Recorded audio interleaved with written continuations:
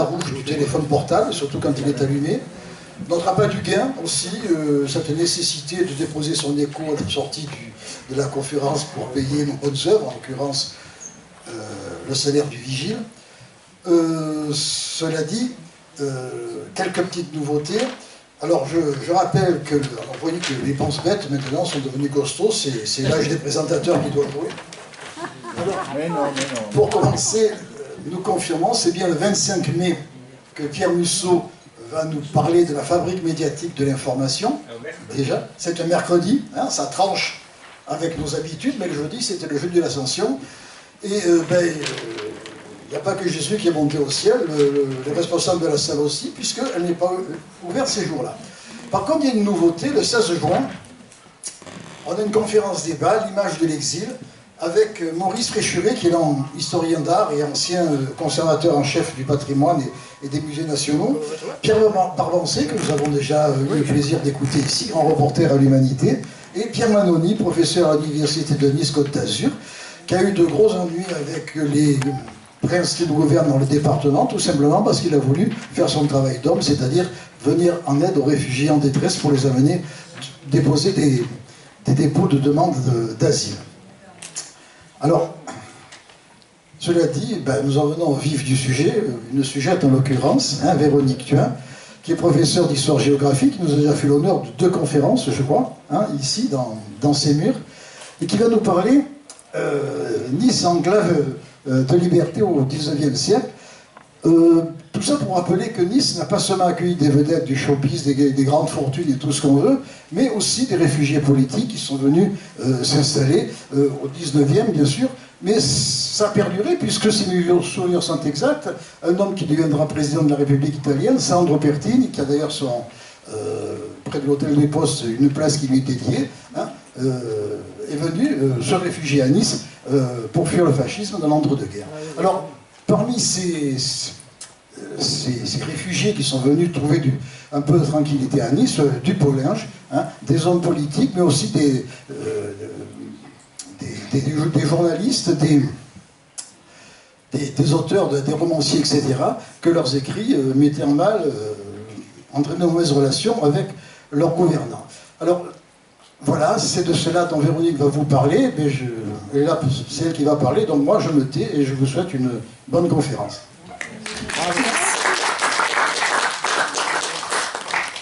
Alors je vous remercie d'être présent, d'être venu. Je remercie les Amis de la Liberté de m'avoir proposé en fait, c'est avec Jean, c'est un sujet que je portais depuis des années, c'est-à-dire que c'est une conférence qui est inédite. Après, parfois, on est amené à reprendre voilà, certaines présentations. Et là, ça représente ce que j'ai mis de côté au fil des ans de mes recherches, parce que je me disais, un jour, j'en ferai bien quelque chose, et ce jour est venu. Alors, par rapport, on devait faire cette conférence avant le confinement, donc là aussi, je la porte, et enfin, ce jour est venu. Et sur l'intitulé exact du sujet, j'ai évolué et il y a eu un peu des ajustements faits. C'est-à-dire que je ne me contente pas de traiter des réfugiés politiques, des réfugiés en tant que tels. J'élargis la thématique à celle de la liberté qui est présente dans cette ville de façon souvent cachée et que je voudrais faire apparaître là aussi au grand jour. Alors, Nice, c'est bien sûr une station de villégiature à la mode, hein, vous l'avez fort bien dit, avec son côté bling-bling, ce salon de l'Europe. C'était d'ailleurs une conférence que j'avais fait pour vous il y a quelques années. Et là, c'est beaucoup moins, c'est la partie émergée de l'iceberg. Et je voudrais vous présenter une dimension moins connue, celui de personnages. Alors certes, les politiques, les artistes, les écrivains, les femmes, les homosexuels, et qui trouvent ici non seulement un refuge, mais un espace de liberté. En tout cas, alors, le champ chronologique que je traite, c'est le 19e siècle. Au départ, on avait pensé déborder sur l'entre-deux-guerres, mais j'ai tellement de choses à vous dire que ça aurait été trop long, et puis il faut en garder pour une autre fois. Les auteurs du 19e, et quand on dit 19e en histoire, vous savez que ça s'arrête à la Première Guerre mondiale. Les auteurs convergent pour caractériser la société niçoise comme atypique. Alors, sur quels éléments cette situation repose-t-elle? C'est d'abord le statut de grande ville qui va favoriser ce contexte de liberté. Je cite Georges Simmel qui écrit sur les grandes villes et la ville de l'esprit. Les grandes villes accordent à l'individu une forme et un degré de liberté dont il n'est pas d'exemple ailleurs. Or, Nice a une taille qui dépasse largement les autres villes de la région. C'est une capitale régionale et elle atteint en 1914 quelques 150 000 habitants. Pour vous donner un ordre de grandeur, la deuxième ville, station de villégiature Cannes, au même moment n'atteint que 30 000 habitants. Donc voilà un premier argument. Pourtant, ça peut paraître paradoxal, mais ça ne l'est pas vraiment. Elle a aussi un statut de ville provinciale. Elle n'est pas Paris. Et ce statut de ville provinciale, là aussi, peut engendrer un contexte de liberté.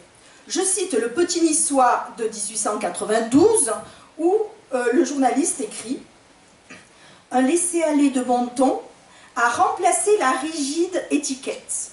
On est à son aise. Chacun se sent chez soi. Tout le monde se connaît.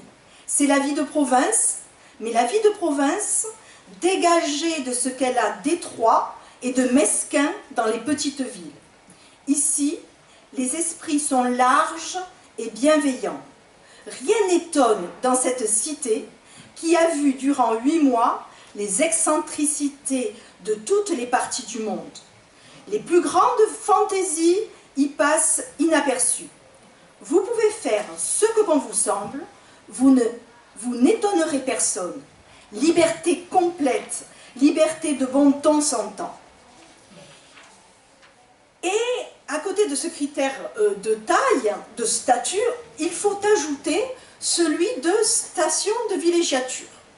En effet, c'est une sorte de mise à distance par rapport à la résidence principale, où, surtout au XIXe siècle, on est sous le regard d'une société corsetée par des règles morales et un conformisme contraignant. À propos des Français en Russie et des Russes à Nice, Léonce Pingot écrit au XIXe siècle « Les colonies de oisifs cherchent parmi nous ce que les Romains cherchaient en Grèce, une culture plus raffinée, une vie plus douce, une liberté plus grande. » Et tous ces ingrédients réunis construisent une réputation qui crée une sorte de cercle vertueux où on a cette dimension de liberté qui existe et qui attire ceux qui la recherchent. Nice est une grande ville cosmopolite, une ville de passage. Elle connaît un brassage qui rend difficile en même temps ce contrôle des identités. Et Jean Lorrain l'évoque comme ville, refuge des santés compromises, des réputations avariées et des talents finis. En ville, alors, ici, vous avez une citation extraite d'un guide aux stations d'hiver du littoral méditerranéen de 1865, du docteur Lubansky, et vous voyez que là encore, l'originalité qu'il met en avant par rapport à ce cosmopolitisme et ses biens une pleine et entière liberté. Il y a un autre élément qui entre en ligne de compte, c'est la situation géographique de frontière de la ville. C'est en effet une situation stratégique pour ceux qui veulent échapper du pays voisin. Et dans la matière, le changement de souveraineté au XIXe siècle a fluctué, et donc il peut s'agir soit d'échapper à la France, soit au royaume de Piémont-Sardaigne, et ensuite à l'Italie.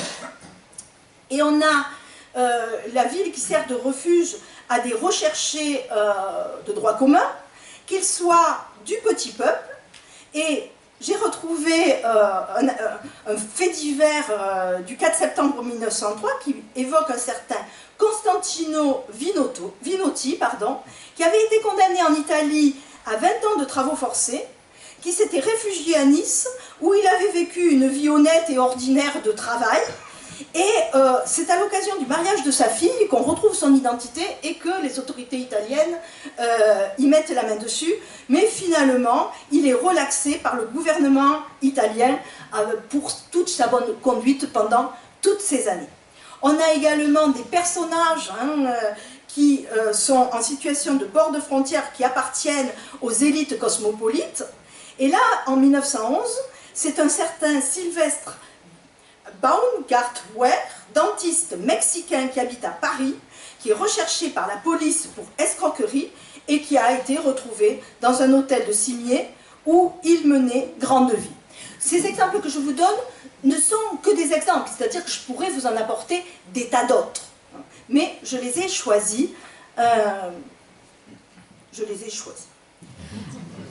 Alors, bien évidemment, le cœur de cette présentation, c'est la liberté politique que de nombreuses personnes viennent trouver à Nice. Je commencerai par un contre-exemple. Ce sont, pendant la Révolution française, les émigrés qui ont fui la Révolution, et ce sont ces fameux contre-révolutionnaires qui se regroupent à Nice, et le roi de Piémont-Sardaigne ne voit pas la chose de bon œil. En effet, il leur fait savoir en 1790 qu'il souhaiterait qu'ils choisissent des villes plus éloignées de la frontière et plus éparpillées. À l'inverse, on a, pendant la Révolution française et pendant la période française, le club des Amis de la Liberté, vous n'avez rien inventé, qui s'adresse aux moniteurs et qui écrit « Le club, qui compte 15 000 membres, exprime son admiration pour le général Anselme et sa sœur, qui sont entrés, alors il faudra enquêter sur la sœur, le rôle joué par la sœur, qui sont entrés avec l'armée française dans la ville de Nice.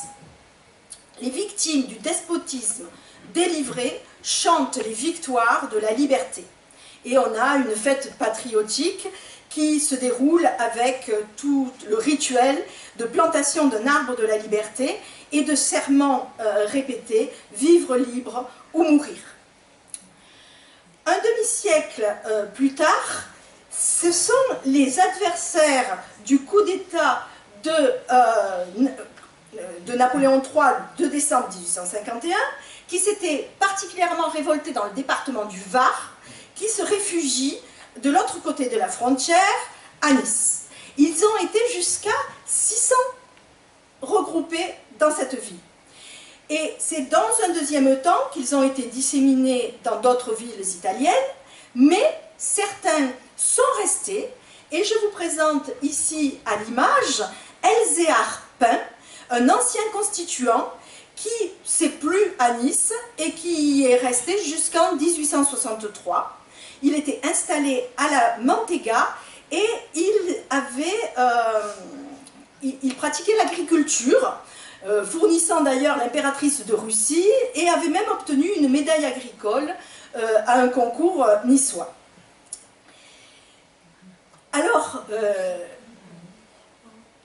vous reconnaissez peut-être Alphonse Karr, qui a donné des conseils à Elzéar Pin en matière d'agriculture, puisque lui-même était à la fois l'homme de lettres, le journaliste des guêpes en particulier, et qu'il était en même temps ce fameux jardinier sur la colline de Saint-Philippe, et lui aussi fournissait l'impératrice de Russie. Lui aussi donc est arrivé après le coup d'État de Napoléon III, et il va rester jusqu'en 1880, date à laquelle il quitte la ville pour aller à Saint-Raphaël, et au moment du rattachement, il a exprimé son mécontentement de ce rattachement à la France, mais il est quand même resté une vingtaine d'années de plus. Alors, ici, c'est un opposant à Napoléon III, mais un opposant de choc. Il s'agit du célèbre Orsini, celui de l'attentat du 14 janvier 1858, au cours duquel 3 bombes ont été jetées sur la voiture de l'empereur et de l'impératrice qui se rendaient à l'opéra. Eh bien, où Orsini a-t-il préparé son attentat? Ici. Il avait en effet, depuis 1848, un logement à Cimiez, et il animait une société secrète, et dans la villa Guillotot de Cimiez, il finalise l'attentat.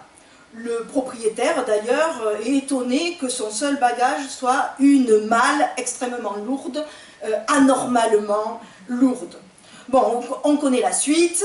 Il est guillotiné le 13 mars 1858, mais avant son exécution, il couche sur son testament ses 2 filles qui vivent à Nice, dont une, Ernestina, est née dans la vie. Dans ses opposants à Napoléon III, il convient de présenter Marie-Laetitia Bonaparte Wise, la cousine de Napoléon III, qui s'est appelée, à l'occasion de plusieurs mariages, Marie de Solms, Marie Ratazzi et Marie de Ruth. Napoléon III l'a expulsée en 1853 parce qu'elle avait osé distribuer des exemplaires des Châtiments, le fameux recueil de Victor Hugo, après en avoir fait une lecture publique. Et elle tient sur la promenade des Anglais un salon politique. Elle nous a d'ailleurs laissé des œuvres sur Nice, qui ont été publiées à Paris et à Nice, dont Nice la Belle, avec l'expression bien connue. On trouve également une typologie d'étrangers opposant au gouvernement de leur pays, et la communauté russe est particulièrement présente. Alors, je voulais dire à ce propos que mon image inaugurale, qui représentait la place de la Liberté, était un peu tristounette, et les Amis de la Liberté ont pris l'initiative de rajouter la photo de la plaque qui se trouve à la pension, l'actuel hôtel Oasis, qui évoque la présence de ces Russes opposant au tsarisme. Et cette initiative allait dans mon sens, puisque moi aussi, j'ai prévu de vous parler de ces opposants russes. Ici, statufié au cimetière du château, c'est le père du socialisme russe, Alexandre Herzen. Et là, sa présence à Nice est quelque peu anecdotique au départ, mais visiblement, elle s'ancre dans la durée, puisqu'il est encore là. Alors, c'est le fils d'un riche aristocrate russe et d'une serve allemande, qui mène, en fait, comme beaucoup, une vie itinérante d'exilé. Et à Nice, il attend la réponse du gouvernement suisse pour obtenir une qualité de citoyen suisse. Et alors, il est avec son épouse Nathalie et ses 2 enfants, et il attend que les rejoignent en bateau sa mère, son fils Kolia et le précepteur suisse. Là, c'est le drame, puisque le 15 novembre 1851, 2 bateaux se télescopent et le Ville de Grasse coule, et le petit Kolia, la maman et le précepteur meurent dans le naufrage. Dans la foulée, l'épouse meurt aussi, après avoir accouché d'un petit qui meurt aussi. Bref, le drame est total. Et à l'occasion des obsèques de son épouse, voilà, les amis politiques se réunissent autour de Herzen. Donc, si Herzen est là, c'est parce qu'il y a la tombe de son épouse, et il avait émis le vœu qu'à sa mort, on rapatrie son corps à Nice. Et c'est ce qui a été fait. Encore aujourd'hui, les Russes qui viennent à Nice se rendent au cimetière du château pour s'incliner devant la tombe de Herzen. Alors, il y a un personnage qui est moins connu, mais peut-être que vous le connaissez par vos lectures de Gallo, Max Gallo. Il s'agit d'un anarchiste communiste, Frédéric Stackelberg, que Gallo a transformé dans son roman La Baie des Anges en Frédéric Kahrenberg. Il a lancé le premier journal socialiste des Alpes-Maritimes, Le Réveil des Travailleurs, en 1883. Alors régulièrement, il est expulsé, il revient, il est à nouveau expulsé, et puis finalement, il peut s'installer durablement sans qu'on l'embête, parce qu'ils ont fini par le considérer comme utopiste et peu dangereux. Il meurt à Nice, et cette photo a été prise au cimetière russe de Kokad, que je vous conseille de visiter. Ici, vous avez le prince, le prince Victor Nakashidze, excusez-moi, je n'ai pas l'habitude, qui a été lui condamné à mort en Russie, qui s'est installé à Nice à partir de 1887 et qui, parce qu'on a trouvé des engins explosifs dans ses affaires, est arrêté, condamné à la prison pendant 3 ans, et libéré, il revient à Nice, voilà. Et visiblement, malgré les interdictions, ils ont le réseau et ils restent souvent. La police est, vous le devinez, totalement en alerte de par cette fréquentation de ce type de personnage. Et un rapport de Nice de janvier 1907 du commissaire spécial de la Sûreté concernant les agissements d'un groupe de juifs russes de Nice affiliés au Bund déclare qu'ils sont soupçonnés de préparer des attentats contre les personnages qui sont là en même temps et qui appartiennent à l'entourage du tsar. Les réunions se tiennent chez un libraire russe, Isaac Kleinman.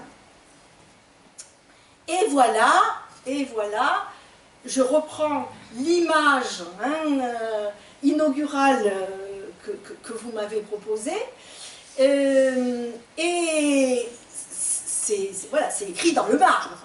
Donc, je suis allée à la pension L'Oasis et je leur ai demandé mais sur quelle source vous appuyez-vous pour écrire cela? Alors ils m'ont dit ah non, il n'y a pas de source. Et je leur ai demandé mais il est bienvenu à la pension, d'où vos témoignages oraux? Ah, il dit non, c'est même pas la pension, c'est plutôt l'immeuble à côté. Et donc vous voyez que quand on creuse, eh bien c'est moins évident. Ça c'est au moment de la rénovation, ils ont changé leur texte. Ce n'est plus la même année, c'est une période beaucoup plus large. Et alors, la seule chose dont je sois certaine, c'est dans les œuvres complètes de Lénine, qui n'ont jamais été traduites, mais qu'un ami russe m'a traduite, on a la présence de Lénine du 13 au 23 février 1909, sans qu'on sache où il habite. Alors, ce que j'ai trouvé, en revanche, dans les sources que je peux citer, c'est la présence d'Inessa Armand, qui est une révolutionnaire russe proche de Lénine, qui va devenir d'ailleurs sa maîtresse, et dont le mari est le secrétaire des comités des organisations étrangères pour tous les groupes bolcheviques d'Europe de l'Ouest, qui devient la maîtresse du frère de son mari, très malade, et qui meurt à Nice le 5 février 1909 en sa présence. Donc vous voyez que 1909, si on recoupe les deux informations, on a convergence, et là, ça devient sérieux. Alors, cette fameuse pension russe, cet hôtel russe, il est sans doute un centre de rassemblement de cette communauté. Et pourquoi j'avance cela? Parce que si on s'intéresse à la famille Danilov, on apprend qu'elle est une nihiliste russe alors, c'est un peu compliqué.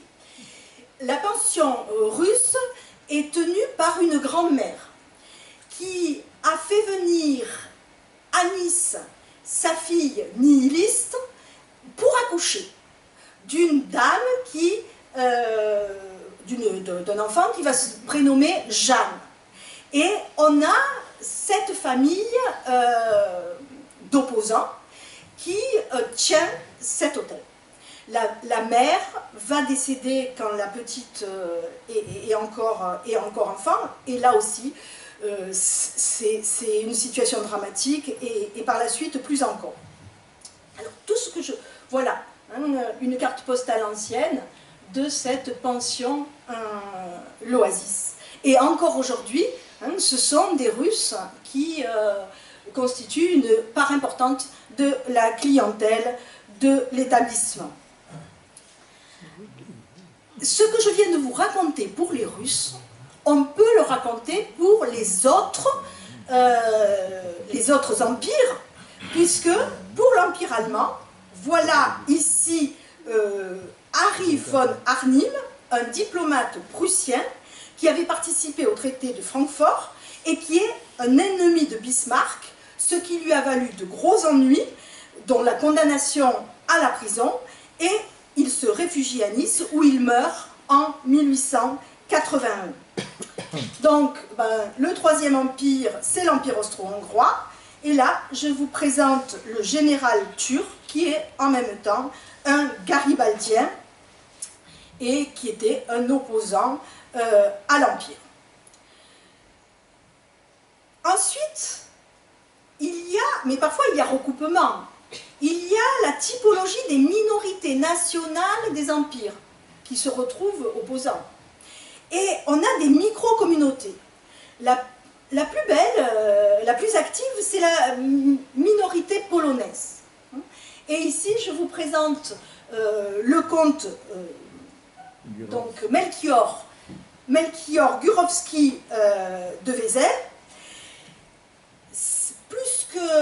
Alors, il est officiellement de nationalité allemande, mais il est de nationalité de cœur polonaise, et il est le consul à Nice pour l'Autriche-Hongrie. Il parle français. Vous voyez comment ces personnages ont de multiples facettes du point de vue des nationalités. Alors, c'est sous la République, bien sûr, que la liberté, valeur du nouveau régime, va pouvoir s'afficher. Et là, nous avons de la chance parce que nous avons deux personnages emblématiques qui vont être statufiés et qui vont orner des places importantes. Ici, le fameux héros des deux mondes parce qu'il est né, et puis l'autre héros républicain, voilà, qui trône au-dessus de la ville de façon emblématique, qui est Gambetta. Et lui, c'est parce qu'il y est enterré qu'il y a ce lien privilégié avec la ville, puisqu'il était né à Cahors. Alors, vous voyez ici, c'est la première installation à côté de la tombe, la première tombe de Gambetta, avec une pyramide couverte de ces couronnes qu'apportaient les multiples délégations du pays, de France et de l'étranger aussi. Et il y en a en quelque sorte, on le voit là, une sorte de tourisme politique. Et pour honorer cette mémoire, Victor Hugo était furieux qu'on enterre Gambetta en province. Il avait écrit à la famille en lui disant mais voilà, c'est pas normal, il mérite la capitale, etc. Et la famille a dit non, non, non, il sera dans le caveau familial à Nice, puisqu'il avait son papa qui était sur le Mont Boron. Et voilà ici la statue de Gambetta, aujourd'hui remplacée par De Gaulle. Mais il y a encore le bar, le Gambetta, qui rappelle cette présence, et où également des délégations venaient pour apporter des couronnes pour des anniversaires. Alors, ces personnages, surtout Garibaldi, qui est quand même le personnage le plus célèbre de l'histoire pour Nice, avait structuré autour d'eux des communautés de sympathisants dans les populations étrangères.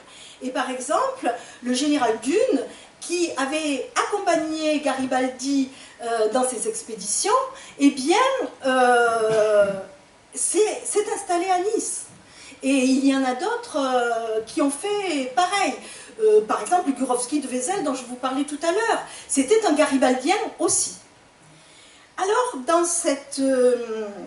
si on se penche sur l'expression des libertés à Nice, au-delà des personnages qui incarnent ces valeurs républicaines, on peut s'intéresser aux loges maçonniques.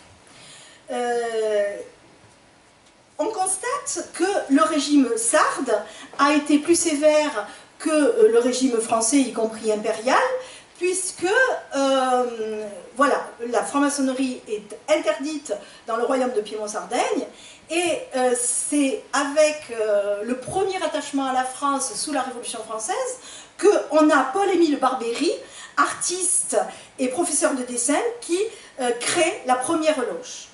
La deuxième loge, enfin les autres loges vont se multiplier à partir de 1860 et du deuxième rattachement à la France. Alors cette liberté de penser, elle est favorisée par la mise à disposition exceptionnelle d'une presse et d'une littérature internationale extrêmement riche et variée. Et c'est la fameuse librairie Visconti sur le cours Salia qui a joué un rôle majeur pour refléter la pluralité des opinions. Et par exemple, on y vend l'ouvrage de Herzen du développement des idées révolutionnaires en Russie, qui a été imprimé par les Niçois qu'à Nice. Regardez ici cette richesse des publications. Vous avez, peut-être qu'on ne lit pas bien, l'Angleterre, la France, l'Allemagne, l'Italie, la Belgique, l'Espagne, la Russie et la Suisse. il n'y a pas l'équivalent voilà, pour une ville de province avec une telle ouverture. Alors, on a l'habitude de considérer les hivernants, ces riches familles hein, de l'aristocratie ou de la grande bourgeoisie qui sont venus construire leur belle demeure comme appartenant au camp de la réaction, pour faire vite. Mais il faut creuser, parce que ici, je vais vous donner un contre-exemple. Ici, celui qui habite cette villa Valfleury, eh bien, est un Français qui a fait fortune en Argentine et qui, revenu en France, a consacré sa fortune à la simplification de l'orthographe pour faciliter l'accès à la culture aux classes populaires. Et il s'appelle Jean Cernin Barès, c'est un libre penseur, c'est un militant, et voilà, c'est la villa de Saint-Sylvestre où il habite.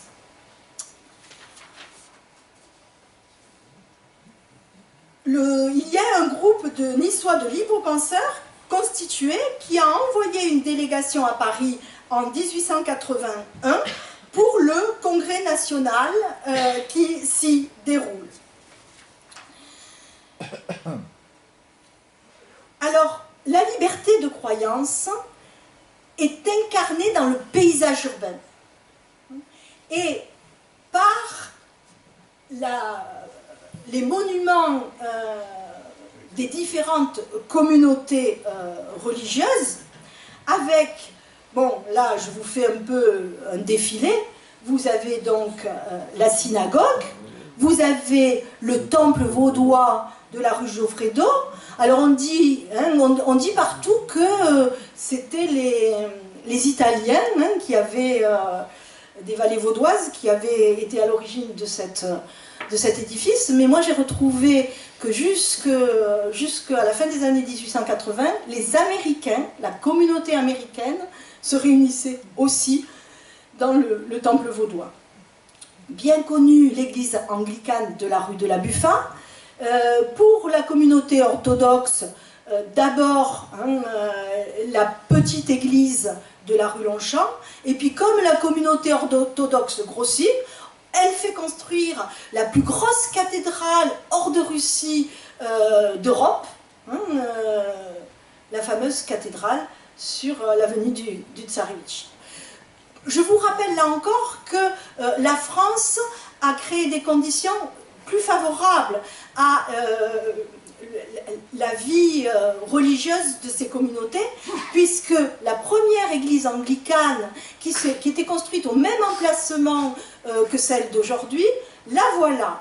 C'est-à-dire, ça ne ressemble pas à une église. Mais pourquoi? Parce qu'ils n'avaient pas le droit de construire un édifice qui pouvait ressembler à une église, et donc ça ressemble à une villa ordinaire. Et vous avez parmi la communauté protestante des personnages qui ont marqué la ville et qui sont attachés au protestantisme le plus libéral. Ici, je vous présente le pasteur Auguste Dide. C'est un personnage important pour la vie politique, passionné par la Révolution française, qui a écrit sur le sujet. C'est un député puis sénateur, franc-maçon, initié au Grand Orient de France, et qui vit à Nice jusqu'à sa mort sur le boulevard Victor Hugo. Dans ces religions multiples et variées, je ne sais pas si j'oserais parler de religion, en tout cas de théosophie, avec le personnage haut en couleur de Lady Caithness, de son nom de jeune fille, alors elle s'appelle, de son nom de je ne vais pas le retrouver, c'est pas grave. Et elle va accueillir la fondatrice de la théosophie, Madame Elena Blavatsky, qui va séjourner chez elle et avec des conférences et en animant son salon. Alors elle aussi, elle a eu des tas de maris, mais elle ne structure pas à Nice cette communauté de théosophes, ce qui va intervenir dans un second temps autour de deux personnages.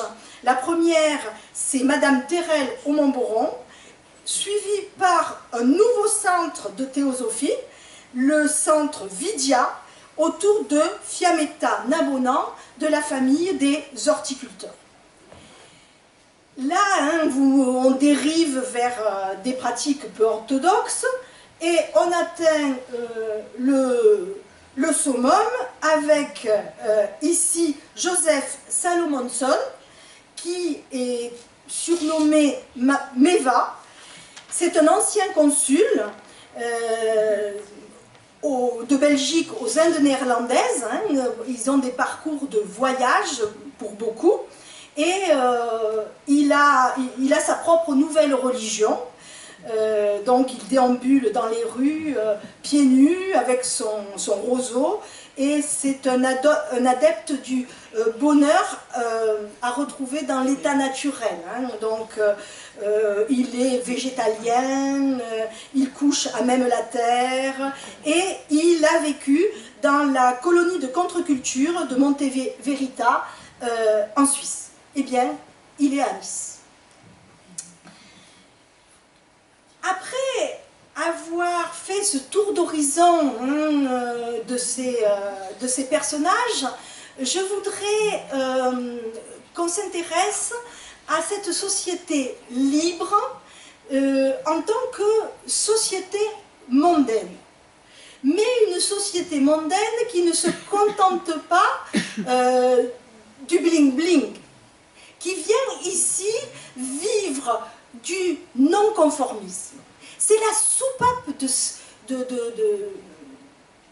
sécurité, voilà, vous avez compris, pour cette société rigide, et c'est incarné dans le temps par la période où tout est permis, c'est-à-dire le carnaval. Le carnaval, le temps du travestissement, de la liberté de mœurs par rapport aux morales ordinaires, et cela joue sur le temps en dehors du carnaval. Je cite le journal La Liberté du 10 mars 1869. Savez-vous ce que Nice, dans son incroyable bigarrure cosmopolite, me représente? Un véritable bal déguisé. On y a toute licence de cette sorte de fêtes dans lesquelles les femmes d'ordinaire les plus réservées jettent pour un moment leur bonnet par-dessus les candélabres. Et parmi les divertissements mondains, on a les végliones, les bals masqués, qui peuvent avoir lieu en dehors de la période du carnaval. On ne sait plus qui est l'homme, qui est la femme, on ne sait plus qui est jeune, qui est vieux, qui est beau, qui est laid. Et on a une tolérance extrême de ce point de vue. C'est le temps des inversions. On a des femmes, alors ça c'est un extrait de Tony Dumès, dans Nice et ses environs. Il y a des femmes du monde et des femmes du demi-monde. À cette table, on entend des éclats de rire aigus. Les bouchons sautent, le champagne mousse, on boit sec, on flirte raide. Qu'est-ce? Des cocottes? Non, des femmes du monde qui s'amusent. À cette autre table, les hommes sont sérieux, les femmes guindées. Il y a beaucoup de satin, beaucoup de dentelles, beaucoup de bijoux, des robes lamées d'or et de diamants royaux. Ces dames ont l'air de luxueuses poupées. Ces messieurs, d'acheteurs ennuyeux. On parle peu, on ne rit pas. Les femmes du monde? Non, des cocottes qui font la fête. Oui, on attend habituellement des élites une réserve bienséance. bienséantes, pardon. Mais à Nice, elles peuvent sortir de leur réserve. Et voilà les affiches de carnaval qui montrent pour la femme ses mœurs libérées et la femme diablesse.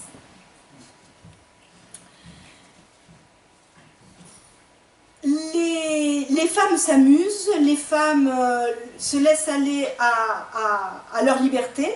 J'évoquerai la comtesse Apraxine. À son propos, Mérimée écrit qu'elle a voulu se faire des habits d'homme chez un tailleur anglais et que celui-ci les lui a refusés. Elles fument, elles boivent, etc., etc. Cette liberté de mœurs n'est pas sans lien avec la proximité de ce lieu de tentation dénoncé par la morale, qui est les Jeux de Monte-Carlo, qui sont les Jeux de Monte-Carlo. Et Nice s'est développée en complémentarité avec Monte-Carlo, puisque ceux qui voulaient garder un semblant de bonne réputation habitaient Nice et faisaient les allers-retours à Monte-Carlo, où on a les grâces peintes ici dans la salle de jeu qui vous attendez.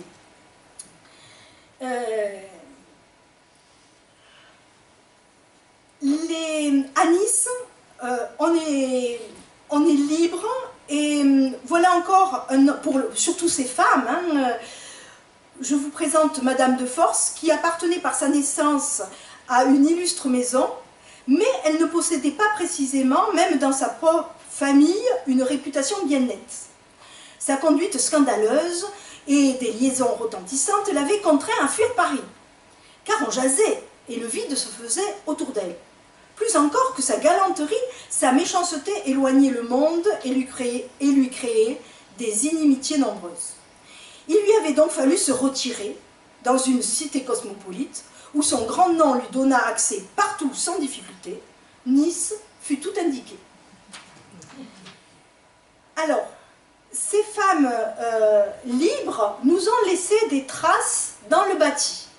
Ici, c'est la première villa construite au bord de la mer par Lady Penelope Rivers à la fin du XVIIIe siècle, alors même que la promenade des Anglais n'est pas tracée, divorcée du baron Pitt, et qui mène sa vie.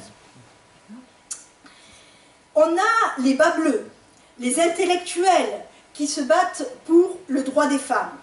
Ici, j'évoquerai Claire de Duras, qui est l'auteur de Ourika, que vous voyez encore étudié aujourd'hui au collège, et qui raconte l'histoire d'une femme noire qui comprend que par sa couleur, elle ne pourra jamais faire comme les femmes blanches. Vous avez parmi ces bas bleus Séverine, militante elle aussi pour les droits de la femme, et qui a été l'épouse de Adrien Gebhardt, un scientifique qui vivait l'hiver à Cimiez et qui avait 2 villas sur Cimiez. Également Olympe Jouval-Audouard, elle aussi divorcée d'un notaire, qui fréquente Lamartine, Théophile Gautier, qui a écrit des ouvrages comme Guerre aux hommes, qui a provoqué le rédacteur du Figaro de Villemessant en duel, directrice du journal Le Papillon, où elle peut faire passer ses idées, qui écrit dans la revue Cosmopolite. Là vous voyez se réunir tous ces ingrédients. Une grande voyageuse qui est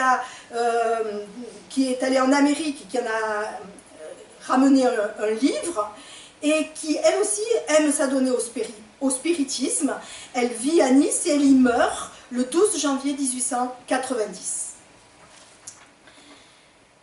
Parmi ces femmes militantes, on a également Paul Mink, d'origine polonaise, qui est dénoncée dans la presse niçoise parce qu'elle ose faire des conférences alors qu'elle est enceinte.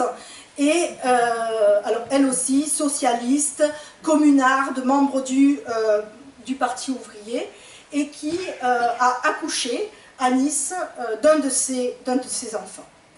Bon, je vous ai montré des personnages qui ont des développements sur Internet, hein, parce que ils sont célèbres. En revanche, je vais vous parler maintenant des femmes ordinaires, des anonymes.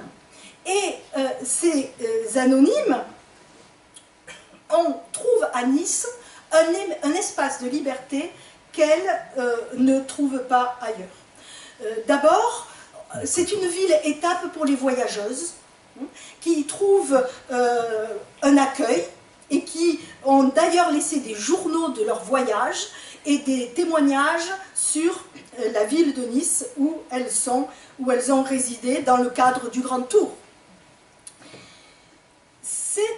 Nice est une destination pour des femmes seules, qu'elles soient jeunes filles parce qu'elles cherchent un mari, ou bien qu'elles soient veuves et qu'elles cherchent à se recaser, ou encore qu'elles soient mariées et que le mari reste dans la résidence principale la semaine et par les progrès de transport rejoint l'épouse le week-end. Il y a eu d'ailleurs un ouvrage qui s'est appelé « Le train des maris ».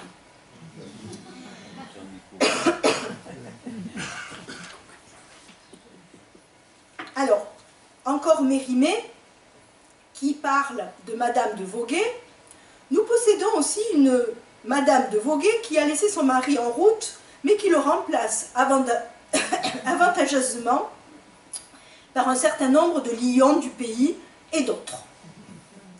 Elle monte à cheval avec son escorte sur la promenade des Anglais, avec le comte Caroli pour la morale. C'est le fameux Sigisbée.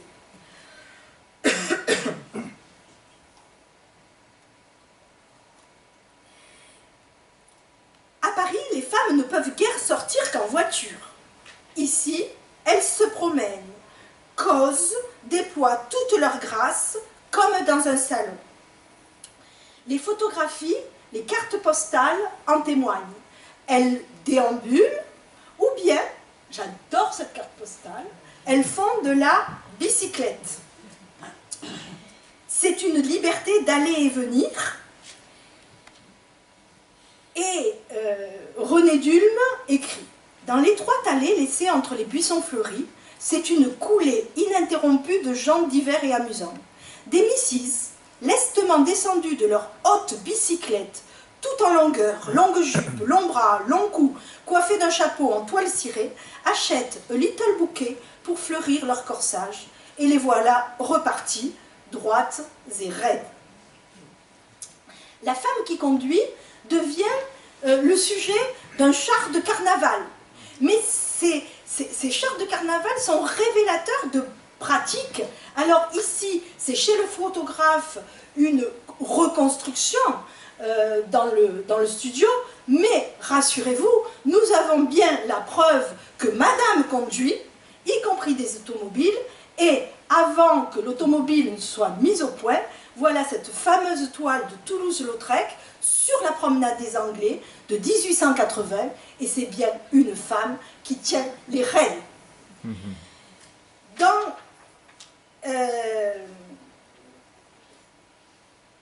ces femmes, ici, c'est la princesse Chouvalov qui a laissé grand souvenir, qui est reproduit dans des tas d'ouvrages sous des versions avec quelques variantes. On raconte qu'elle a gagné au jeu à Monte-Carlo, et qu'avec cet argent, elle a voulu fêter ça dans une villa de la promenade qu'elle avait louée. Elle a bu le champagne dans sa chaussure, et sous le coup de l'ivresse, elle a décidé de l'acheter dans la soirée. Elle a fait venir le notaire, et elle a fait l'acquisition de cette villa. Donc, voilà, des gens de l'aristocratie, hein, qui ont des mœurs qui sortent de l'ordinaire. Ici, c'est Blanche Vitry, c'est l'épouse d'Henri Germain. Hein, et Henri Germain, le Crédit Lyonnais, le lotissement de Cimiez, eh bien Blanche Vitry, sous ses airs de dame tout à fait comme il faut, eh bien c'est une coquine. Ses allures frondeuses, ses boutades déconcertantes, ses propos anarchistes, son besoin presque maladif de rompre tous les cadres. Elle était conservatrice, au moins par éducation et par tradition, oscillant entre un empire libéral et une république de Monsieur Thiers. Voilà, c'est le paradoxe. Il y a un endroit dans Nice où on est encore plus libre qu'ailleurs. Cet endroit, c'est l'hôtel. En effet, hein, ici vous avez le salon des dames, mais ces femmes s'éparpillent dans les pièces communes pour fréquenter, rencontrer, nouer des relations d'une nuit ou de plusieurs.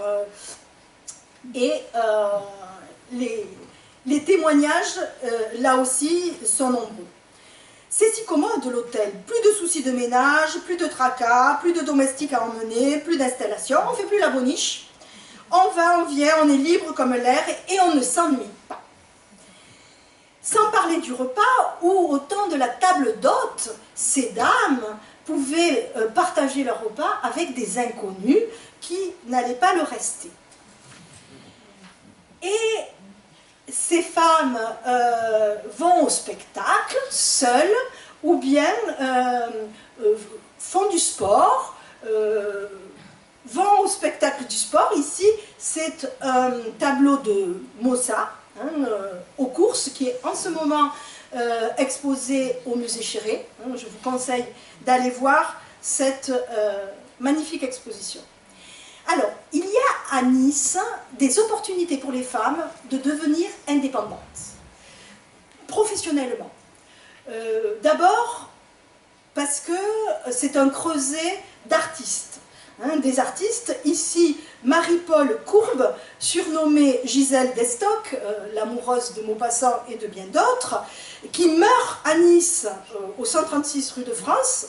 Elle avait à peine 35 ans, et elle est écrivaine, poète, sculptrice, critique, féministe, duelliste, travestie, érotomane. Anticléricale, j'oublie. Membre de la Ligue de l'affranchissement des femmes. Elle est là. Et elle aimait se déguiser en jeune écolier, ou bien sans déguisement du tout. Dans ces femmes qui sont venues et qui ont marqué la ville, vous la reconnaissez, il y a Colette, hein, le personnage juste avant la demi-mondaine, qui connaît toutes les demi-mondaines. Et séparée de Willy, elle vient jouer la pantomime.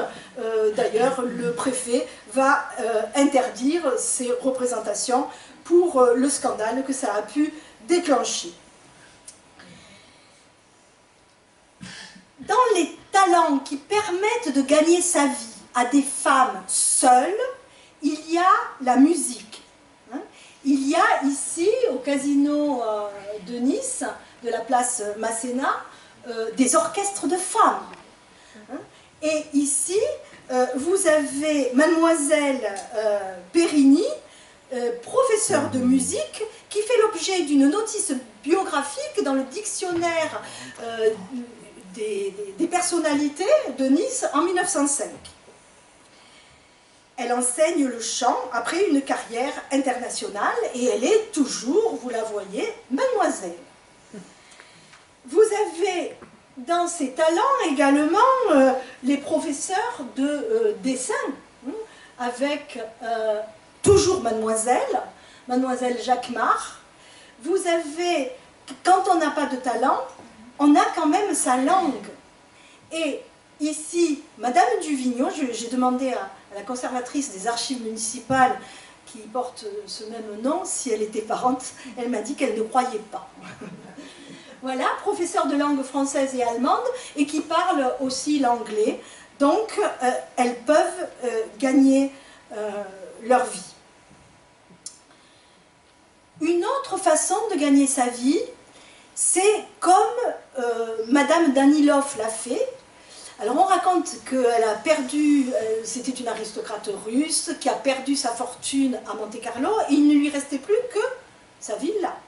Et cette villa, elle l'a ouverte aux étrangers, et c'est devenu la pension L'Oasis.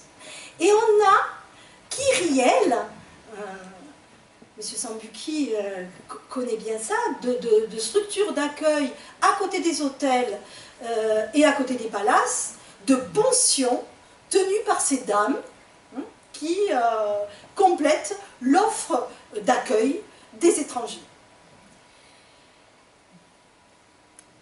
Vous avez ensuite celles qui font commerce de leur corps. Les demi-mondaines qui feraient avec le grand monde, et on en a toute une part d'elle. C'est une proportion bien au-dessus de n'importe quelle ville de province. Alors vous allez dire, mais à Paris il y en a davantage, sauf que là, elles sont concentrées. Et j'énumérerai, si vous voulez, Yann de Pougy, parmi d'autres, Émilienne d'Alençon, Polaire, Romaine Brooks, Marguerite Gauthier, Elisabeth Paquet, dite la Soubise, Laure Eman, une amie de Marcel Proust, etc., etc. Il y a aussi des couples qui viennent vivre à Nice leurs amours pour être tranquilles. Et on a des couples parfois mal assortis en âge, par l'écart d'âge. Et ici, c'est un autre tableau de Maussat que je trouve féroce, qui illustre cela. On a dans ces couples mal assortis l'histoire vraie qui a donné, mais sur chacun de ces cas, on pourrait faire des romans, qui a donné lieu à tout un ouvrage sur Rosalie Léon et la princesse russe, et le prince russe Wittgenstein, qui était une des plus grosses fortunes de Russie, et ils viennent vivre dans leur villa de la promenade des Anglais, leur amour tranquille. Voilà. Également, ils vivent maritalement, ils sont divorcés de vie antérieure, et ils se mettent à la colle, avec ici, à la pension Solar, donc un musicien et la dame qui tient la pension. Vous avez également ces femmes, ici Clara Ward, princesse de Caramanchimé, qui font la une des journaux nationaux parce que bien, elles ont rompu avec leur milieu pour aller épouser un musicien tzigane et puis d'autres encore, et qui s'installent à Nice. Vous avez les amours interdites avec le monde de Sappho, encore une fois représenté ici par des tableaux de Maussat, et avec... Alors là, je ne dis plus qu'elles étaient lesbiennes, parce que nous sommes allés récemment dans l'atelier de Rosa Bonheur, qui existe encore, fort heureusement, dans la région parisienne, et avec une énorme documentation. Et la propriétaire, qui a largement étudié la vie de Rosa Bonheur, explique que ni Nathalie Mikas ni Anna Klug non consommées avec Rosa Bonheur. Et que c'était des amitiés électives platoniques.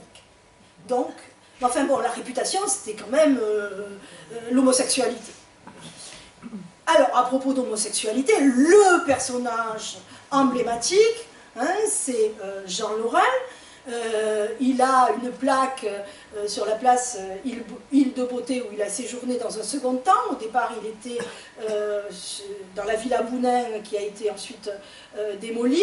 Alors lui, hein, il scandalise autant, moins par ses mœurs, parce que, bon, que par son affichage, voilà, décomplexé, ses bagues, son maquillage. Et je vous rappelle hein, qu'à cette époque, selon l'allemand Kraft Ebing, dans Psychopathia Sexualis, il faut considérer comme pervertie toute manifestation de l'esthèse sexuelle qui ne correspond pas au but de la nature. Hein, on en est encore là. Et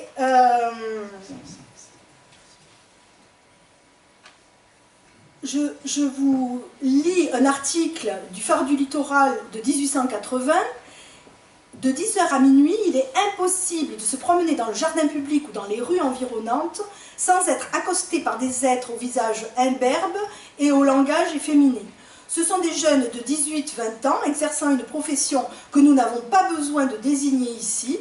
La police doit prendre à l'égard de ces jeunes gredins, pratiquant aussi bien le vol que le chantage, des mesures rigoureuses. Alors, Jean Lorrain, la permissivité n'est pas totale, mais on va l'arrêter à l'endroit où on ne l'attendait pas. Il était sur la place Masséna, et alors, avant, écoutez ce qu'il écrit à Octave Uzanne. Vous ne vous doutez pas du vent d'amour que le printemps déchaîne dans ce pays. On est suivi, abordé dans les rues, sur les chemins, requis d'amour à toute heure, de jour et de la nuit. L'atmosphère sent la rose et le foutre. Donc il est arrêté place Masséna parce qu'il avait pris sur ses genoux et sur un banc une jeune vendeuse de fleurs. Et là, on fait un rapport de police et il dit qu'il est désolé que ce se soit passé, pour une fois qu'il avait fait la cour à des femmes. Alors, moins connu, mais c'est quand même un sacré personnage, c'est Jacques Adelsferd-Fersen, qui quitte Paris parce qu'il a eu un procès retentissant pour pédérastie, et il habite chez son ami également homosexuel, Maurice Tranchant de Lunel, qui est un architecte important, qui a séjourné à Nice, puis est parti au Maghreb. Je terminerai cette présentation avec Frank Harris, de la communauté irlandaise américaine, un ami d'Oscar Wilde, qui a écrit une autobiographie dans laquelle il évoque sa propre vie sexuelle libre et qui a habité Nice, où une plaque rappelle sa mémoire. J'en arrive à ma conclusion, et la montée en puissance de l'image d'une ville libérée de conformisme aboutit parfois au risque de désertion par des personnes attachées aux normes sociales. C'est la liberté versus dénonciation pour dépravation. Et pour avoir été trop libéral, Nice risque de passer pour une putain dans les discours diffusés. Alors, j'espère avoir en conclusion mis à mal l'image que vous aviez jusqu'ici, sans trop abuser de votre temps, puisque je n'ai pas traité de l'après-guerre. Mais je vous annonce, ce que vous savez sans doute déjà, que les Italiens opposants à Mussolini viendront se réfugier ici, que les Russes blancs viendront également grossir la communauté, que les Allemands et les écrivains allemands Nous rejoindrons également la communauté juive également, avec Thomas Mann entre autres. Comme dernière image, et pour vous donner envie de poursuivre après la Première Guerre mondiale, une belle manifestation républicaine, le meeting d'avant-hier pour la liberté de penser. Je vous remercie.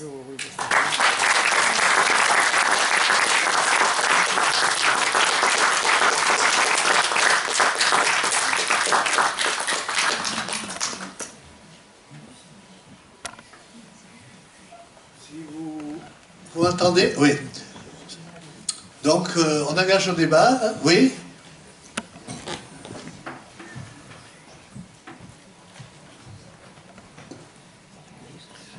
Merci. On m'entend? Bonjour. Je vous remercie tout d'abord de votre exposé intéressant et suggestif et amusant.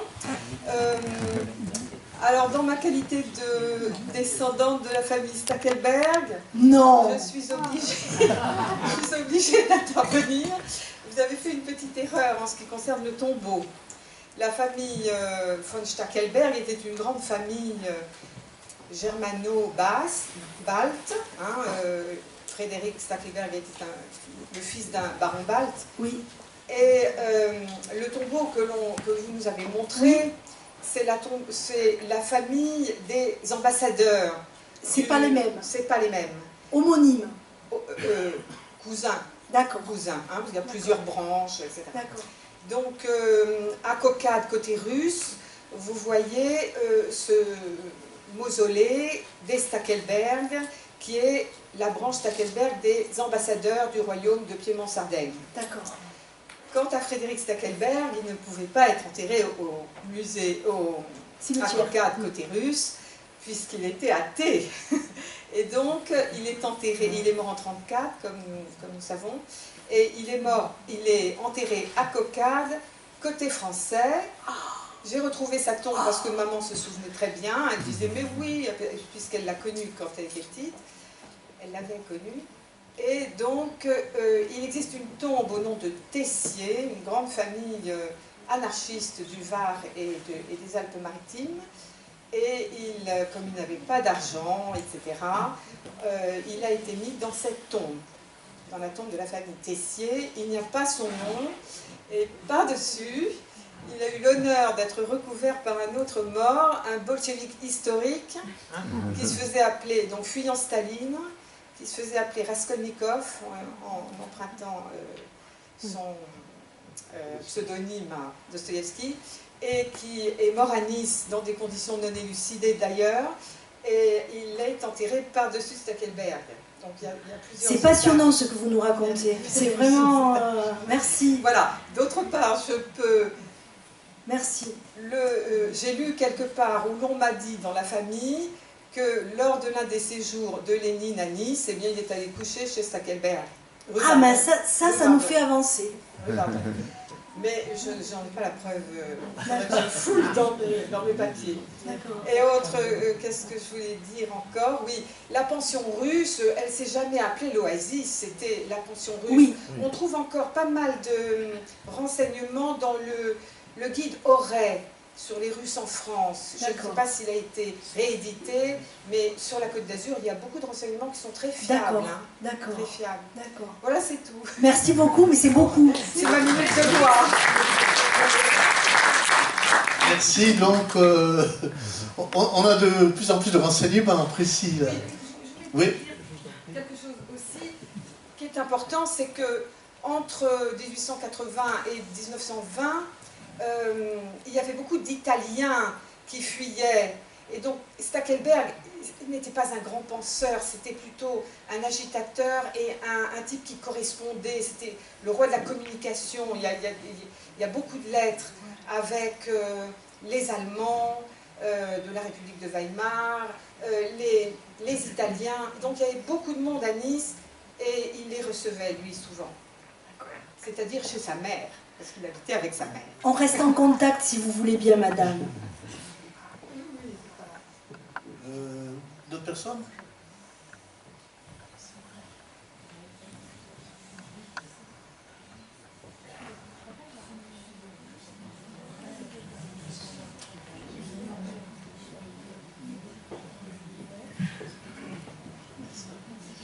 Oui, merci Véronique. J'aurais une question et peut-être un problème d'interprétation. Si on raisonne par rapport aux politiques, on comprend assez bien que, donc, avant l'annexion de Nice par la France, donc, il y a eu les opposants à l'Empire qui ait pu venir ici. Mais en revanche, ce que je ne comprends pas, c'est historiquement, à partir du moment où, notamment à la fin du 19e, avec les lois scélérates, on a quand même des répressions extrêmement dures à l'égard des anarchistes, des révolutionnaires en général, je ne comprends pas que puisse s'installer donc à Nice sans aucun problème, puisque tu parles simplement au moment donc de la façon dont la police s'intéresse de près à quelqu'un qui finalement est considéré simplement comme un utopiste, donc c'est pas la peine de s'en préoccuper. Je comprends donc assez mal que tous ces individus vraiment recensés, disons en tant que révolutionnaires, aient pu s'installer sans aucune difficulté, enfin, du moins en apparence. Il y a juste un autre point, mais alors là, tout à fait mineur. Je suis un peu surpris de la présence donc de Garibaldiens donc, dans cette période-là, puisque je crois me souvenir quand même de Garibaldi disant plutôt turc que français. Et donc le fait qu'il y ait eu encore des Garibaldiens donc, après leur attachement, donc, c'est pour moi un peu un étonnement. Mais c'est un fait. Un fait étonnant. Voilà, merci. Mais c'est vrai, je pense qu'il était impossible que la police ait un contrôle total. Donc il les connaissait, il les surveillait, on a les rapports aux archives. Ils étaient expulsés, ils revenaient. Parce qu'il y avait le réseau.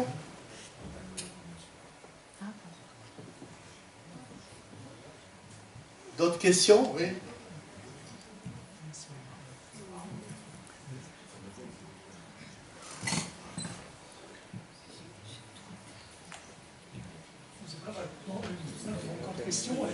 Je suis quand même un petit... Une chose que vous pouvez l'éclairer, pour quelle raison, lorsque vous avez évoqué les émigrés, écrivains, penseurs, philosophes, artistes, etc., de divers pays étrangers qui sont venus s'installer à Nice dans la seconde moitié du XIXe siècle.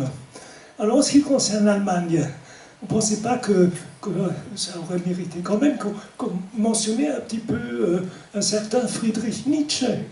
Nietzsche qui, depuis 1883, est venu régulièrement, donc tous les hivers, venant de Gênes, par le train, parce qu'il avait déjà le chemin de fer, pour faire ici quoi? Pour écrire la troisième et quatrième partie de son Zarathustra, chef-d'œuvre de la philosophie depuis.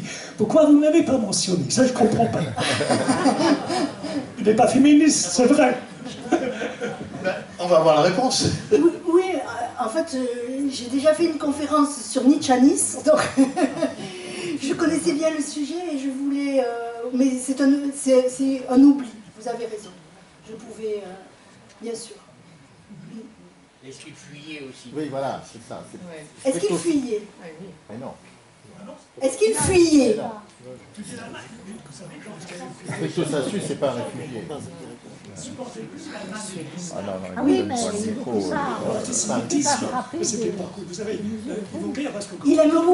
il aime beaucoup Gênes. Oui, le cas de Achim von Arnim, évidemment, qui est quelqu'un qui s'est opposé à la politique, disons, franco-phobe, colonialiste de l'empereur Guillaume II, comme Bismarck, justement. Alors, vous aurez dû absolument... Nietzsche, je ne dis pas parce que Nietzsche, parce qu'il est ambigu, il n'est pas, disons, vous ne pouvez pas se réclamer le mouvement ouvrier, socialiste, etc., parce qu'il avait une... Il était évidemment, voilà. Il est difficilement classable parce qu'il a un côté réactionnaire et un côté révolutionnaire. Voilà. Ceci dit, son œuvre philosophique est si grand qu'il n'est pratiquement pas possible. Il était incontournable qu'on ne parle pas parce qu'il est le plus grand philosophe allemand du XIXe siècle avec Schopenhauer et Karl Marx. Voilà. C'est celui. Il y a des précisions dans ce débat, dans cette conférence ce soir.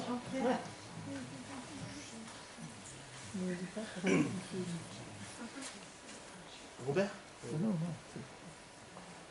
C'est à propos du caractère au niveau des mœurs. Pourquoi cette liberté particulière durant cette époque? Il y a une thèse de ma collègue qui est décédée aujourd'hui, Madame Carlin, que vous avez peut-être connue de nom, qui était professeure à la faculté de droit de Nice, qui avait une thèse qui vaut ce que je ne sais pas, puisque je ne suis pas historien, et qui disait qu'à la différence des grandes villes françaises de l'époque, qu'il y avait une bourgeoisie traditionnelle très installée, très rigide, au moins au niveau de la façade, qui exerçait un contrôle social sur leur ville, Lyon, Bordeaux, etc.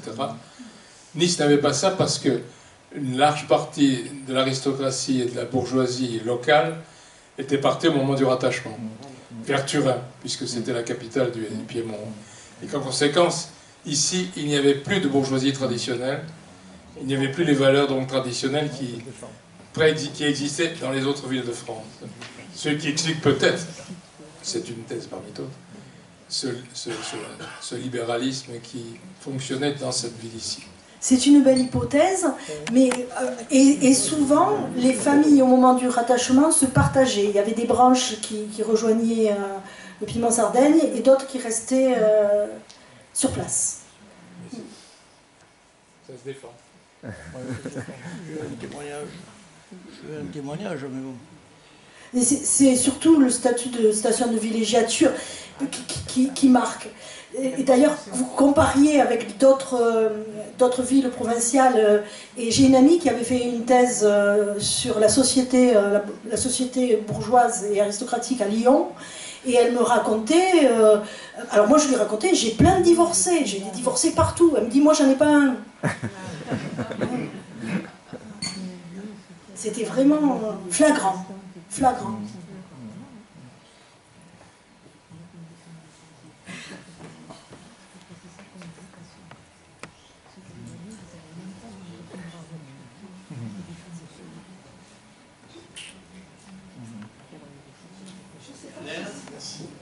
Je constate qu'avant la création du royaume d'Italie, donc quand Nice était encore province du royaume de Piémont-Sardaigne, le traitement des religions autres que la religion catholique, apostolique et romaine n'est pas la même. Puisque, ça je l'ignorais, la photo que vous avez montrée d'une villa qui est en fait une église, une église protestante, anglicane, soigneusement fermée aux yeux de la population, et bon, alors que par contre, il existait déjà, depuis 1840 à peu près, la fameuse église russe de la rue Longchamp. Elle date... Alors, plus tard. Non, il y a eu une première église qui a été construite parce que les Russes, d'après ce que je me souviens, avaient demandé l'autorisation. Vous vous souvenez mal. Ah, c'est possible. J'avais lu quelque part qu'ils avaient demandé l'autorisation de créer un lieu de culte. Pas forcément celui-ci, mais il y avait déjà, je crois, un lieu de culte orthodoxe. L'impératrice Alexandra Féodorovna, quand elle vient sur la promenade des Anglais dans sa villa, elle aménage un lieu de culte dans la villa. Mais c'est ouvert. Je veux dire, il n'y a pas en revanche, persécution, mais on ne demande pas... C'est discret. Voilà, on ne demande pas la clandestinité quasi absolue pour le culte anglican. En revanche, s'il y avait le culte dans la villa louée, ici, pour les Anglais, c'est très différent. On a construit cette villa pour être un lieu de culte. C'est pas... On ne réutilise pas un édifice existant. C'est l'église, qui n'a pas la tête d'une église. Pas vraiment.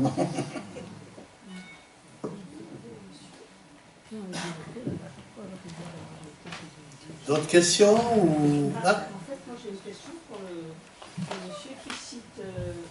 Attendez. Je vous entendre.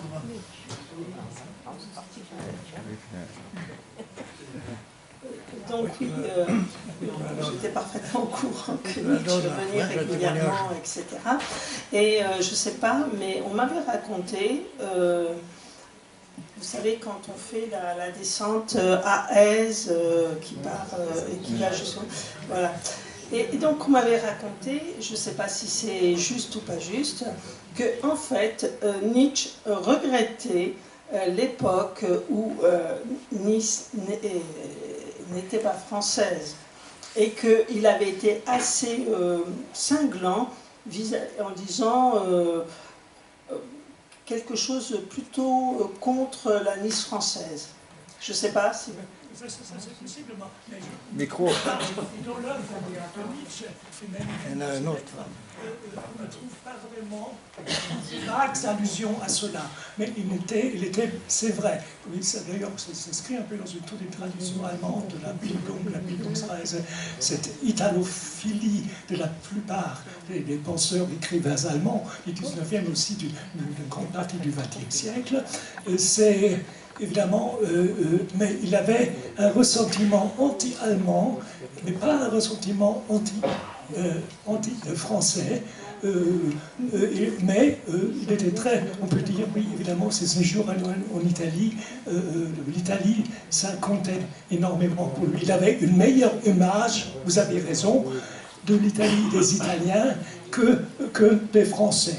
C'est incontestable.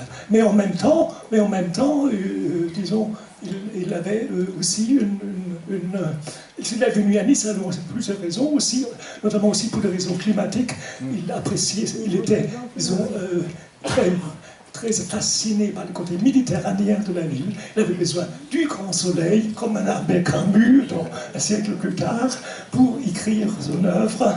Et il adorait cette ville, cette perle, n'est-ce pas, dans la baie des Anges. Il adorait cela parce qu'il n'y avait rien de cela en Allemagne. Il fuyait l'Allemagne, une Allemagne sombre, trop disciplinée, trop militariste, trop antisémite. Il était bien, et sioniste, il avait des amis. Mais c'est vrai, dans son cœur, peut-être, il portait un peu plus l'Italie, incontestablement. Mais il n'était pas anti-français du tout, non. Ça, on ne peut pas le dire. Alors, je ne sais pas si vous connaissez l'ouvrage de Florence Albrecht, qui a étudié justement la présence de Nietzsche à Nice, et qui a montré qu'il change souvent d'avis. Parfois c'est Turin, la ville la plus extraordinaire, parfois c'est Nice est détestable, parfois... Donc on a des extraits qui sont contradictoires. Juste un... On l'entend plus là. Non, on n'entend pas, monsieur. Les philosophes moralistes français du XVIIIe siècle, La Rochefoucauld, etc. Juste un témoignage, un souvenir. Dans une autre vie, dans ma jeunesse, en 1964-65, j'ai dû accompagner au cimetière du château un personnage qui voulait se recueillir devant la tombe d'Herzen pour montrer justement l'importance des gens qui ont vécu à Nice, Alessia Djoubey, qui était le rédacteur en chef à l'époque de la Pravda, et Jean Dodonikica Kouchev. Il voulait se recueillir devant la tombe d'Herzen, donc il savait qu'au château de Nice... Incroyable. Il y a un monsieur là-bas.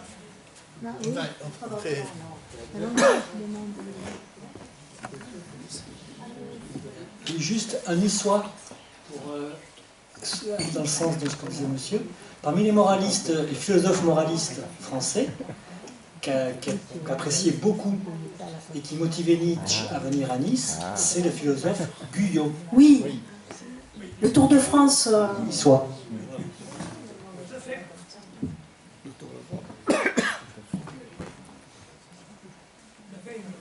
C'est beaucoup Voltaire, hein. Il y a toute une période Voltaire. Oui, mais on n'entend pas.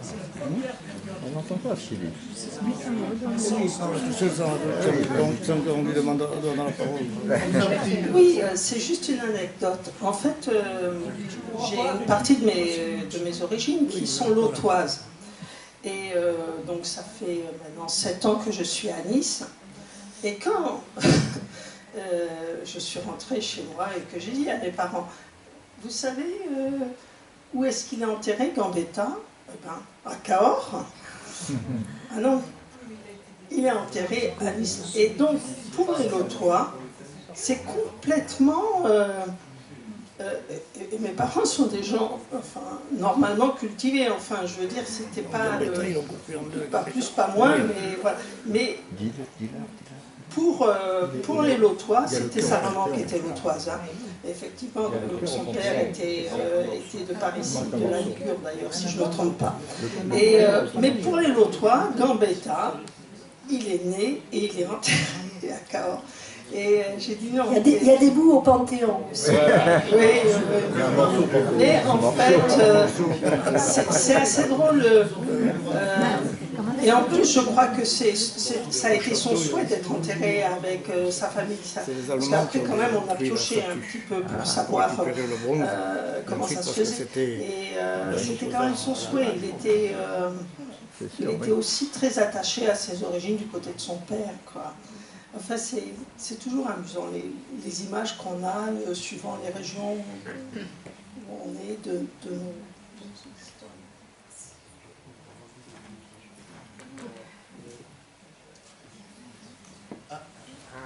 C'est un détail, hein. C'est vraiment... Je sais pas. Bonjour, je ne sais pas si vous avez si on a la réponse ou si elle a la réponse. J'avais lu, et très franchement je ne sais plus où, à propos de l'église russe de la rue Longchamp, oui. Hein, que donc la chapelle en fait, oui. Est au premier étage, oui. Et que la raison, oui. C'était qu'il ne fallait pas que le lieu de culte touche le sol niçois, parce qu'on était sur la période piémontaise. Alors j'ai jamais vérifié si c'était bon. Alors, je l'ai lu aussi, je l'ai cru longtemps, jusqu'à ce qu'on aille visiter l'église orthodoxe à Biarritz, où on a le même dispositif et où j'ai parlé justement à la guide du parallélisme de structure, et où elle m'a dit, mais en Russie c'est très fréquent. Ah, voilà. Donc je vous le livre tel qu'on me l'a dit. Mais c'est cette hypothèse... C'est une église orthodoxe aujourd'hui où les pratiquants, ce sont des descendants des Russes blancs, puisque la Russie d'aujourd'hui a réquisitionné la cathédrale Alexandre. Moi je connaissais le prince Sobolevski qui avait monté une chorale, qui habitait, je ne sais pas s'il est encore en vie, etc. Il était professeur. Il est encore en vie. Ah, voilà. Il chante toujours. Il chante toujours. Donc, et moi je suis allé l'autre fois à l'église orthodoxe et on m'a dit, ah non mais là c'est plus les mêmes Russes, c'est les nouveaux qui sont les arrivants qui utilisent la cathédrale, et nous on a récupéré l'ancienne église orthodoxe. Il y a eu un procès qui a été fait voilà. Par l'association. Après juste une précision, c'est moi j'ai étudié un peu parce que je suis d'origine hébraïque. En Nice, il y a eu cette particularité sous le règne du comte de Savoie-Sardaigne. La France, il y avait dans les familles même, il y avait des animosités, il y avait le rattachement pour la France, d'autres voulaient rester italiens. Ça a permis une certaine liberté, d'autant plus que Nice est dans une enclave où il y a la Roya, la montagne, donc il y a cette complexité. Et quand on étudie, par exemple, toute la communauté hébraïque depuis le XVIIe siècle, qui sont venus ici, c'est intéressant de voir certaines libertés qu'il y avait par rapport à la France et à l'Italie, pour des raisons aussi économiques, parce que le jour où il y a eu comment on peut dire,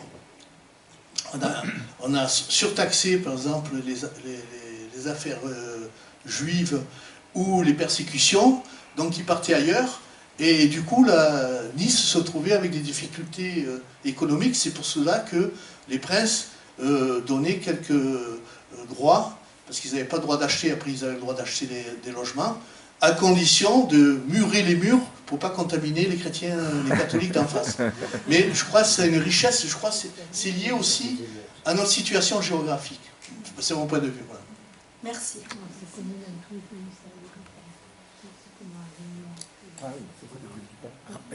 Bon, s'il n'y a plus de questions... Rappelle le 25, un mercredi. Hein.